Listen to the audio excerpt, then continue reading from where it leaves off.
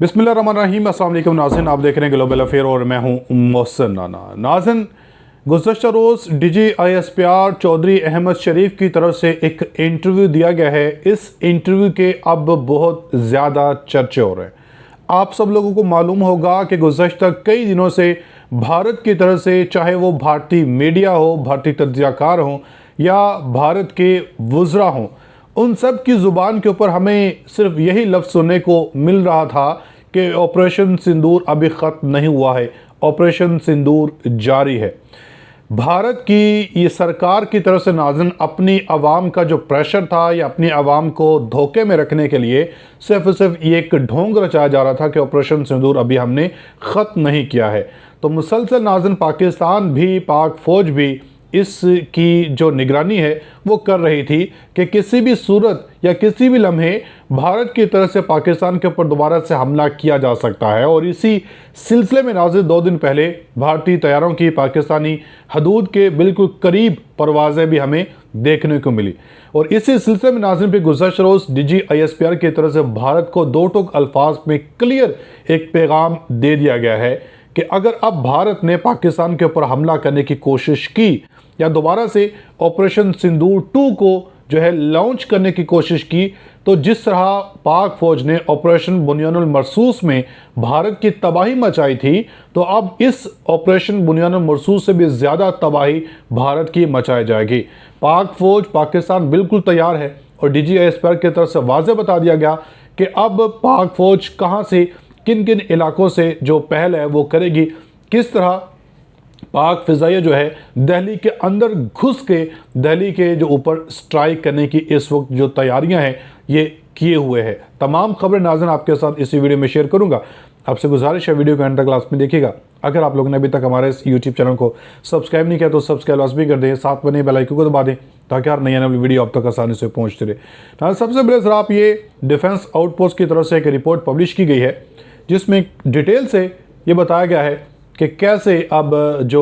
पाक फ़ौज भारत के इस ऑपरेशन सिंदूर 2 के ख़िलाफ़ अपनी जो प्लानिंग है ये मुकम्मल किए हुए है। एक बार फिर से पाकिस्तान और इंडिया के दरमियान हालात जो हैं वो कशीदा होना स्टार्ट हो गए हैं। ये हम कोई अनऑफिशियली सोशल मीडिया के ऊपर डिस्कशन की बात नहीं कर रहे, बल्कि ऑफिशियली दोनों कंट्रीज की गवर्नमेंट और मिलिट्रीज की तरफ से ऐसे बयानात दिए जा रहे हैं जिनको देख के लगता है कि हॉस्टिलिटीज अब दोबारा से इंक्रीज हो सकती हैं। इंडिया की तरफ से ऑपरेशन सिंदूर का जो फेज 2 है उसको स्टार्ट करने की बार बार धमकी दी जा रही है। और पाकिस्तान की साइड से कल परसों DGISPR ने बयान दिया कि अगर ऐसा हुआ तो पाकिस्तान की जो मिलिट्री है वो अपने प्राइमरी आर्मामेंट्स को यूज करते हुए इंडिया के अंदर डीप स्ट्राइक्स को कंडक्ट किया जाएगा और इस दफा इंडियन मिलिट्री के जो सबसे हाई वैल्यू इंफ्रास्ट्रक्चर्स हैं उनको टारगेट किया जाएगा इन केस इंडिया की तरफ से दोबारा अग्रेशन का सिलसिला शुरू होता है। तो DGISPR का ये जो बयान है ये अपने आप में बहुत अहमियत का हामिल है और इसमें एक इंटरेस्टिंग सिग्नलिंग करने की कोशिश की जा रही है। 7 मई को तो चलो मेनली हमने एयर टू एयर मिसाइल्स का इस्तेमाल करते हुए इंडियन एयरक्राफ्ट को डाउन किया, लेकिन उसके बाद 8, 9 और स्पेशली 10 मई को जब पाकिस्तान एयरफोर्स की तरफ से ऑपरेशन बुनियानुल मरसूस को स्टार्ट किया गया तब भी हमने अपना कोई मेजर वेपन सिस्टम इस्तेमाल नहीं किया। हमने सिर्फ आर्टिलरी जिसमें SH-15 हॉविट्जर आती है और साथ ही साथ जो हमारे फतह सीरीज के रॉकेट लॉन्च सिस्टम्स हैं सिर्फ उनका इस्तेमाल करते हुए इंडिया की 30+ मिलिट्री साइट्स को एंगेज किया एंड कंसिडरेबल डैमेज को हमने वहां पर अचीव किया था। जिस तरह के ब्यास के अंदर जो ब्रह्मोस की स्टोरेज फैसिलिटी है वो कंप्लीटली डिस्ट्रॉय हुई थी। उधमपुर के अंदर जो एयरबेस है उसको काफी ज्यादा डैमेज पहुंचा था। फिर जम्मू एंड कश्मीर के अंदर इंडियन आर्मी के जो 7 से 8 वेपन्स डिपो हैं उनको कंप्लीटली डिस्ट्रॉय किया गया था। तो वही काम जो इंडिया की तरफ से अपने मेन आर्मामेंट्स को जिससे कैपेबल उनके पास कोई और दूसरा वेपन नहीं है उनको इस्तेमाल करके पाकिस्तान के ऊपर अटैक करने की कोशिश की गई, लेकिन पाकिस्तान की साइड से वही रिजल्ट जो है अपने सेकेंडरी वेपन्स का इस्तेमाल करते हुए मल्टी लॉन्च रॉकेट सिस्टम्स और आर्टिलरी का इस्तेमाल करते हुए हमने इंडिया का कंसिडरेबल डैमेज किया। एट द सेम टाइम हमारे जो प्राइमरी वेपन सिस्टम्स हैं, हमारे जो लैंड अटैक क्रूज मिसाइल्स हैं, बाबर जैसे, नसर जैसे, उसके बाद जो एयर लॉन्च क्रूज मिसाइल्स हैं, राद हो गया, तैमूर हो गया, इनको तो अभी हमने यूटिलाइज ही नहीं किया। लेकिन इंडिया ने यहाँ पर अपने बेस्ट वेपन सिस्टम्स को इस्तेमाल करके अपना पूरा जोर लगा दिया पाकिस्तान के मिलिट्री इंफ्रास्ट्रक्चर को डैमेज करने के लिए, जिसमें वो फेल हुए और यही काम हमने अपनी 20% ऑफेंसिव कैपेबिलिटी के साथ अचीव किया। एंड एक अगर और डिफरेंस बताऊं तो ऑपरेशन बुनियानुल मरसूस के तहत पाकिस्तान की तरफ से सिर्फ उन मिलिट्री बेसिस को या एयर बेसिस को टारगेट किया गया जो कि इंटरनेशनल बॉर्डर और LOC के एडजेसेंट थे, मतलब कि इंडिया के अंदर कोई डीप स्ट्राइक मिशंस को कंडक्ट नहीं किया गया, इससे इज्तनाब किया गया ताकि एस्केलेशन लेडर को कंट्रोल किया जा सके। लेकिन अब यहाँ पर चीजें जो है वो आके बहुत ही ज्यादा इंटरेस्टिंग हो रही हैं। कल परसों पाकिस्तान की तरफ से जो सिग्नलिंग की गई है कि अगर इंडिया की तरफ से ऑपरेशन सिंदूर का फेज 2 लॉन्च किया जाता है तो पाकिस्तान अपने बेस्ट वेपन्स की पूरी कैपेबिलिटी को यूटिलाइज करते हुए इंडिया के अंदर डीप स्ट्राइक मिशंस को कंडक्ट करेगा। मींस कि इस दफा अगर पाकिस्तान ऑपरेशन बुनियानुम मरसूस का फेज 2 स्टार्ट करता है तो उसमें न सिर्फ हमारे सेकेंडरी वेपन सिस्टम्स पार्टिसिपेट करेंगे, फतह सीरीज जैसे और SH-15 हॉविट्जर जैसे, बल्कि हमारे जो प्राइमरी आर्मामेंट्स हैं जिसमें Babur land attack cruise missile, उसके बाद डिफरेंट कैटेगरी के जो एयर लॉन्च क्रूज मिसाइल्स हैं, एयर लॉन्च वेपन्स हैं जिसमें हाइपरसोनिक वेपन्स भी आते हैं, इन सब को बुनियानुम मरसूस के फेज 2 के अंदर इस्तेमाल किया जाएगा। एंड जो इन पाकिस्तानी वेपन्स के टारगेट होंगे वो कोई लाइन ऑफ कंट्रोल के करीब टारगेट्स नहीं होंगे, बल्कि डीप इनसाइड इंडिया इनके जो मेन पॉपुलेशन सेंटर्स हैं, इनके जो मेन मिलिट्री हेडक्वार्टर्स हैं, उनको यहाँ पर टारगेट किया जाएगा। स्पेसिफिकली जो न्यू दिल्ली के अंदर इंडियन मिलिट्री के हेडक्वार्टर्स हैं उनको यहाँ पर मार्क करके रख लिया गया है और in case of any aggression India के कैपिटल के अंदर ये जो हेडक्वार्टर्स हैं इनको डायरेक्टली टारगेट किया जाएगा। ये पाकिस्तान का बहुत बड़ा मूव है जिसको अभी से पाकिस्तान ने इंडिया को कन्वे करना शुरू कर दिया है कि इस दफा पाकिस्तान की जो ऑफेंसिव कैपेबिलिटीज का लेवल होगा वो ऑपरेशन बुनियानुम मरसूस से भी 10-15 गुना ज्यादा होगा, क्योंकि मई के महीने में पाकिस्तान की साइड से अपनी जो मेन ऑफेंसिव कैपेबिलिटी है उसको इवन यूटिलाइज ही नहीं था किया गया और उसके बाद भी हमने इतना रिमार्केबल रिजल्ट जो है वो अचीव किया है। तो आप एक दफा सोच के देखें कि अगर पाकिस्तान एयरफोर्स और पाकिस्तान आर्मी अपनी डेडिकेटेड ऑफेंसिव कैपेबिलिटीज को अगले स्टैंड ऑफ के दौरान इस्तेमाल करना शुरू कर देगी तो इंडिया के साथ क्या होगा। बिकॉज इंडियंस की जो टोटल ऑफेंसिव कैपेबिलिटी है हम उसको पहले ही विटनेस कर चुके हैं और हम लोगों ने उसको पूरे तरीके से रोका भी है मई के स्टैंड ऑफ के दौरान। तो ये जो DGISPR की तरफ से मुख्तलिफ बयानात आ रहे हैं कि पाकिस्तान की साइड से इस दफा डीप इनसाइड इंडिया टारगेट्स को हिट किया जाएगा, ये चीजें इसी पर्टिकुलर मूव को शोकेस करती हैं कि पाकिस्तान की जो आर्मी है और स्पेशली हमारी जो एयरफोर्स है वो अभी से अपनी जो फुल ऑफेंसिव कैपेबिलिटीज है उनको प्रिपेयर कर रही हैं इन केस इंडिया की तरफ से फ्यूचर में अगर ऑपरेशन सिंदूर 2 लॉन्च किया जाता है तो बगैर कोई टाइम वेस्ट किए पाकिस्तान की साइड से भी फुल थ्रॉटल के ऊपर हमारा जो काउंटर ऑफेंसिव होगा उसको लॉन्च किया जाएगा, जिसके नतायज जो है वो फिर इंडिया के लिए बर्दाश्त करना बहुत मुश्किल हो जाएगा। ये बेसिकली हमारी तरफ से डिटेरेंस का एक स्केल सेट किया गया है ताकि इंडिया को बाज रखा जाए, उनके ऊपर एक किस्म की हैबत तारी की जाए कि ये अपनी बचगाना हरकतों से बाज आ जाए। नहीं तो किसी भी बेवकूफ़ी की वजह से अगर जंग स्टार्ट होती है तो फिर तो सबको पता है कि पाकिस्तान अपने स्ट्रेटेजिक इंटरेस्ट को प्रोटेक्ट करने के लिए किसी भी हद तक जाने से घबराएगा नहीं।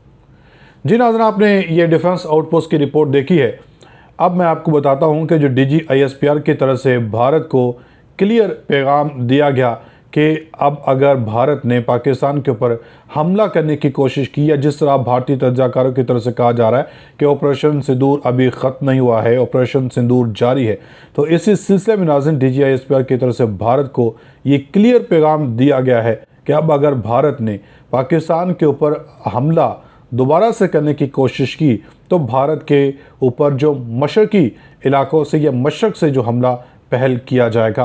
और फिर DGISPR ने यह भी कहा कि हम भारत के ऊपर जो हमला करेंगे हम अपने ज़्यादा से ज़्यादा जो